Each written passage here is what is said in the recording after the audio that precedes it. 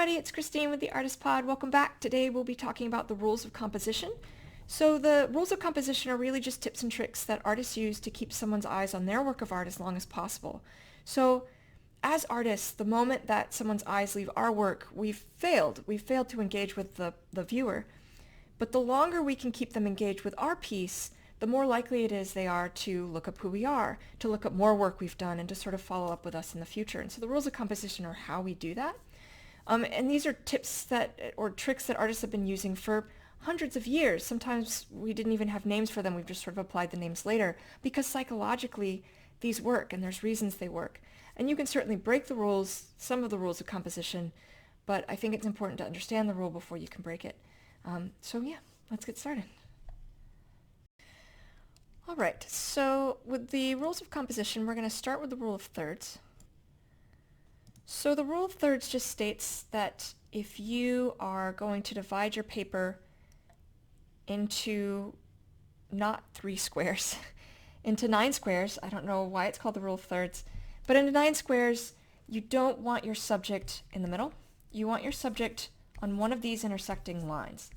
So basically you want it just kind of off center, and you don't want it all the way at the edge because that also sort of unbalances your image. So you want it just off center, so it's still kind of by the center, but it's not sort of floating out here in Neverland. And your subject can brush the center, certainly. You can have edges of it going through the center, but it shouldn't be dead set in the center and not too far over to one side or the other. It should be on one of these intersecting lines. That creates the most sort of engaging composition. So some examples of those include this. So this is actually a photograph of mine, but you know, we have the leaf as the subject here, which is here. It's on that intersecting line, and again, it brushes through the leaf. It brushes through the middle, but it's not dead set in the middle. Even this section here is not fully weighted in the middle. It dips into the other areas, and so this is an example of the rule of thirds, for instance. And then we also have some more up here. So we have this painting, which was done by Caravaggio. Caravaggio is an artist that I admire very much. He was active during the Baroque period, which was in the 1600s. Very prominent artist, and this is his Bacchus. So you can see with Bacchus, you know, Bacchus isn't sitting right here. His chest is, but that's not where we're looking first. So interestingly, we are drawn to faces before anything else. So his face is up here, and that's not in the center. It dips into the center, but it's not dead set in the center. And then Caravaggio is a master at this. He moves our eye around the composition, and he's using light to create movement, which is sort of following the rule of space just a bit here. So what happens is we're going to see his face first, and then he's intentionally put this highlight on his shoulder. And so what's going to happen is our eyes are going to bounce to the shoulder. He's angled the arm down and around so that we're going to swoop our eyes back this way. We're going to end up at the wine here, which is important because Bacchus is the god of wine, so we want to end up with this feature. And then the white of his robes takes us back up to his face. And so all of this is designed to take us on a circular journey. And what's going to happen is our eyes are just going to be doing these circles because of how Caravaggio has arranged the image, because he knows that the first thing we'll see is faces. It's psychological. It's something that we always do. We're drawn to looking at faces first. Not only that, but we're drawn to looking in the direction the face is looking. And if a face is looking out at us, sometimes it stops our movement directly, because then we're going to analyze the emotion. We're going to examine the face a little bit more. But he also knows eventually we're going to move on, and that's where the rest of this comes into play. That's where this whole circular journey comes into play. So I mentioned about the rules of movement, or the rule of space. So the rule of space can be implied in a lot of ways, and sometimes I call it the rule of movement because what the rule of space is creating movement. You want movement in your work of art, and you don't have to have movement by having movement. The way a figure is looking sort of implies movement, or the way a boat is going, for instance, implies movement. So it just means that if I were So the rule of space, and the rule of space you can break. So I will also say that. And sometimes I do it if I want to create tension. But if we were to take this boat, for instance, and have the boat going the opposite direction, if the boat were going this way, there's this sense of unease and tension because we don't know what's going that way. It's also risky because my eyes are likely to now go in the direction the boat was going, which is this way. It's off the image. And that's a risk that you can take, but it is a risk. But we don't know what's beyond our field of view. We don't know if there's rocks out there. We don't know if there's a storm approaching. We have no idea what's happening if we take the boat in that direction. But the rule of space, if we turn the object inward, it's much safer because what's going to happen is our eyes are going to go into the composition. It's going to go across the composition, and we can see what's happening, which is why it's not as, it doesn't cause as much tension, because I can see there's no objects in the boat's path. I can see that there's no rocks about to hit it. And so it's a safer composition as well because it sends your eyes into it, and then you can employ other visual elements to keep someone engaged. I'm going to pop on another Caravaggio here. Again, I am still a big fan of him. And let's pop back on the rule of thirds. So this image by Caravaggio it's one of the things that really makes him stand out as an artist. This is an incredible image for a variety of reasons. So number one, right, like the only figure that's kind of in the middle is this guy. And he's not really our main subject. He's not the first person we're going to see because his face is in this half highlight. He's not in full highlight to us. So the person who we're going to see first is this guy. And he's only halfway in the center. He's kind of weighted towards this intersection. And so he follows the rule of thirds, which is important. And even this guy who is in the center, we have the highlight that takes us up and then a highlight that takes us down. So he's not fully in the center by himself. Now we're much more likely to focus on his face. But again, because he's not our main subject, and even still he's sort of weighted off to the side, he's not really breaking the rule of thirds here. So there's a whole lot happening, even movement-wise. The first thing is, as I mentioned, we're drawn to faces. And this guy here is near the very center of the composition. He's not in the center, as we just looked at. He's just off, follows the rule of thirds, but he's the closest to the center whose full face we see and has a direct highlight on him. And therefore our eyes will follow to him first. And then the rule of space kicks in, the rule of movement, and he starts bouncing our eyes around. So it doesn't have to be someone walking or someone directly moving that causes us to imply that implies movement, I should say. So the boat moves into the composition. That obviously implies movement. The boat's moving. But there's a lot of movement happening here even though no one's really moving. But the reason it's happening is because they're all looking in different directions. So we have this guy, the first person we see, and he's looking this way. And this is where the genius of Caravaggio kicks in, because what he's done is he has this extreme highlight that pushes us in this direction, and then this dark section here that intentionally bounces us back. Now, because we've been bounced back, what's actually going to happen is we're going to glance back at his face, and then we're going to hit his arm. His arm's in highlight that's directing us up here, another face. We also have this off in the corner of our eye, which is also further directing us. So we have two angles that are pushing us further, but the one that's going to be directly pushing us is this one here. We're going to bounce to his face. But after we bounce to his face, we are going to bounce back down to the hand. So not only do we have this movement that kicks in way over here to help us this way, but we now have it happening here. So this is going to bounce us this way. But we hit shadow, so what's really going to happen is we're going to come up and we're going to hit his eyes and his face. And he's looking down. And even though his face is in shadow, we are drawn to his hands, which are an extreme highlight. And his hands are angled in such a way that it sends us back over because his hands form this, his fingers are pushing out in this direction. And that's what's going to send us back this way. We're going to come back this way and swoop back up to his face. And he's looking this way. And so what's going to happen is we're going to be drawn in by this hand that even though it's pointing, the tip of the point is in shadow. And because this is the direction we just came from, it's going to draw us in this way. And our eyes are going to hit the folds of the clothes. And this is really where Caravaggio could have lost us. Because if the folds of the clothes were angled in such a way that they left the composition, our eyes would leave the composition. We wouldn't complete the loop. But that's not what's happened. He has the clothes intentionally folded so they loop up towards his face. And what happens is our eyes follow that loop, that angle of the clothes as they sort of curve up. Our eyes curve up with it.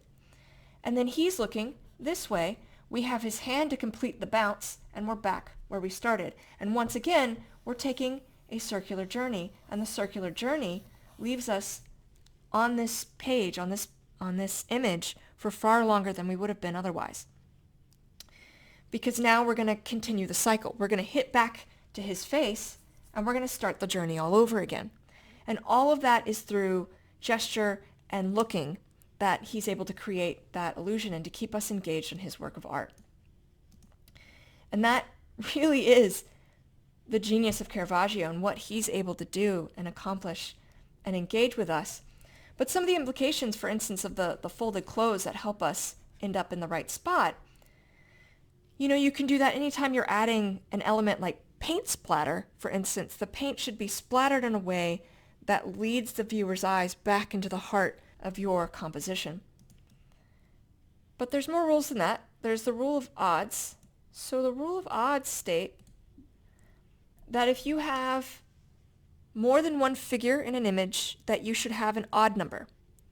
So you can see that here with the ravens. There's an odd number of ravens. There's 3 of them. And then we have kind of this rule of geometry and symmetry. And we know that, for instance, triangles are really appealing to us. We love triangles. It makes us feel like it's a strong composition. And so, for instance, all of these ravens are triangles, right? Like we have their faces form a triangle. Their bodies form triangles. They form a bigger triangle with each other. I mean, everything about them are triangles. And that allows us to feel like this is an inherently strong composition. Now, it's almost breaking the rule of space here because this raven's eyes are looking off in this direction. But part of what's happening here is you have the light that hits the curve of his beak. So what really happens is we follow the eyes out this way and then we bounce down. And because we bounce down, we bounce back in. And this also matches the rule of thirds. So I'm just going to pop that on so we can take a look at it. So you can see there's nothing in the middle. They're all kind of offset. The other thing to talk about is the rule of simplification. So the rule of simplification, which applies here, it also does actually on that photograph of the leaf I had at the beginning. So let's pop that on. That might be a better example. So the rule of simplification just sort of states that the background can be blurred out in some way so that the foreground is what's really popping. And if you have a blurry background, it allows your subject to really stand out. And so that's the rule of simplification. You basically don't complicate a background when you want the subject to pop. And you can certainly, but it's a way to help make the subject pop by simplifying the background. So don't make a background overly complicated if you don't need to. I think we even see it, yeah, we do, with Caravaggio's Bacchus. The background's pretty simple. He has a lot happening in the foreground, but that's fine. The background's simple. We're not distracted by the background, basically. We don't want the background to take away from the subject. And simplification is one of the ways that we can do that. Just blur out your background and you can sort of simplify the image. And then we can also talk about positive and negative space. So I'm going to give an example here of it's actually a graphic design that I did some years ago that used to sell pretty good. It doesn't really as much anymore. That follows the rules of composition, and this actually uses positive and negative space in an interesting way. So negative space is wherever a subject is not, and positive space is where your subject is. So I've actually flipped that on its head, and we have the negative space here with the figure being kind of our main subject. So just like we're drawn to faces, we're drawn to figures, we're drawn to human forms. We tend to see that first. So if we look at this from the rule of movement, right, like we see this guy first. He's climbing up this way. Make that a little darker. He's going to hit this rock, though, which might bounce him up. But that's okay. If your eyes make it all the way to the edge of this sends us in because we have a loop that sort of does the job for us. Now we hit the bird, so however you get there, whether you get there through this bounce in or whether you get there through the bounce up from the rock, you hit the bird. The bird's going to bounce us this way. We're actually going to come down and clip this mountain, which is going to send us up to this bird. And this bird's actually going to send us back this way because his wing here is turned in. So we're going to end up bouncing back to this mountain and sort of back over. We're going to follow this swoop down to this bird. Not only does this bird angle us in, but so does the curve of the mountain. So both of those work together to send us back up, and we've completed the loop. We're also following the rule of odds, right? So we have 3 birds, 3 mountains, 1 figure climbing 1 mountain with 1 sun. Or if you want to think about different compositions as well, I have another example, but this is a way to do it with graphic design. You can still do it, for instance, although this is also graphic design, you can do it with art pieces as well.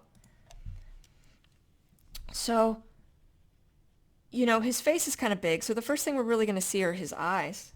So his eyes here are what we're first drawn to. And then the highlights on, this side of his face. So what's going to happen is if we bounce up, we actually have this green because this is playing with color theory, right? So the green will loop us back down if we try to go up. And then we have this green underneath his eyes that sends us to this shamrock here, this clover, which is going to send us in this way. And then we have the curve of his chin and his ear, which send us back up this way. And then what's going to happen is we're going to hit this clover, and that's going to send us back down. And one of the reasons it sends us back down is we have this pattern. We have 3 clovers across his face, and that pattern is going to naturally draw our eye back around. All right, so that's the rules of composition. I think I've touched on everything. So the rule of thirds, which is just that, your image is separated with the 9 squares and you don't want your subject dead in the center. We have the rule of odds, which just states that you want, if you want an odd number of figures in your image. So if you have more than one, it should be an odd number, not an even number. For whatever reason, even numbers appear more contrived to us. You want simplification, so you don't want the background to overtake the foreground. You have the rule of movement in space, so you're creating the illusion of movement by having figures looking in different directions or moving in different directions, but in a way that keeps our eyes on the image itself, circling back towards the center, preferably. We have geometry and symmetry, so we really like triangles. I will say having figures looking out, engaging with the viewer can be an interesting trick, especially if the dog were off center. Let me see if I can find this back on. So if this raven were over here, his body's angled in this way. So if this raven were here, what would happen is we would engage with him. Like if our eyes were about to leave, we would stop and stare at him because he's looking at us. And then he's turned inward, and this also implicates some of that rule of space and movement. Because he's turned inward, we're going to look inward. We're going to come back towards the right. In this case, we don't, because he's not all the way at the edge, and the way that the light, like there's another face for him to bounce to, so there's no danger of us losing somebody because he's going to bounce to another face, and we're going to bounce to a highlighted face. Again, going back to our brains being incredible, this is another instance where our brains are just incredible. We can look at something, and even if we have no knowledge of the rules of composition, we can look at something and know that something doesn't look right. So the rules of composition are how we create an image where someone looks at it and it just looks right. For whatever reason, the rules of composition play to our psychology, and they make images look like they're right, that they're real, that they're something that the viewer can connect with. Whereas breaking the rules of composition, you run the risk of sort of breaking that and pulling out that illusion. But it is possible to do. All right, so those were some of the rules of composition. There's a lot of them, I know. And again, it's just sort of tips and tricks to sort of keep someone's eyes on your image, on engaging with you and your artwork for as long as possible. All right, I hope that's simple enough and that I didn't make it too complicated. And yeah, if you did like this video, please like and subscribe. Thank you all so much. Take care.